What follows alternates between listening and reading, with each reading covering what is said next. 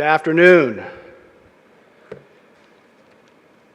If we've learned anything in the past few days, it's that we live in a world that's more interrelated, that's more urbanized, more complex, yet more fragile than ever.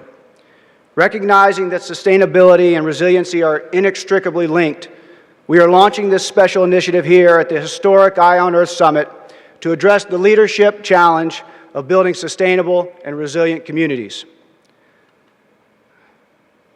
Engaging globally and together with the help of the private sector, the multilateral institutions, civil society, we intend to work with cities around the world on the great convergence of this joint resilient and sustainable agenda. And this is an action agenda. This is an agenda that puts calcium in the bones. It fuels our ability to lead and innovate. It powers our productivity, and ultimately, it's about accelerating the path to a green economy. Clearly, as President Clinton noted earlier this week, cities are the strategic starting place. They're where these challenges are the most concentrated, but as we see it, they're also the place where there are the most opportunities. But let there be no mistake, the challenges are many, they are large, they are entrenched, they've been so acutely diagnosed over the years. There's disharmony in the data, it's a diffuse market, there's accessibility and usability issues, and we will be defined by our ability to address these barriers simultaneously. As we work to increase awareness of the impact of the urban development, we will enlist existing stakeholders. We're going to build on the existing infrastructure and partnerships and programs that are out there, including things like the Cities Alliance, ICLEI, C40, and others. UN Habitat, the World Bank, in partnership with other groups, are already focusing more and more on finding and implementing solutions that work on the ground. They're learning from that implementation, and they're deciding how we can scale up.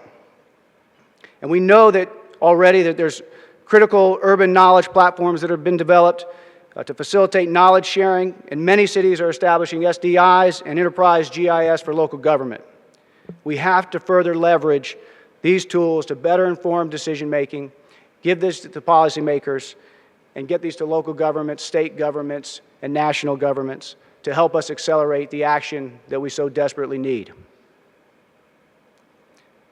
As part of our global effort and this special initiative to establish an international forum that will link existing global urban sustainability and resiliency initiatives, I am honored and pleased to announce today that several of our partners are going to commencing on a world-class demonstration project.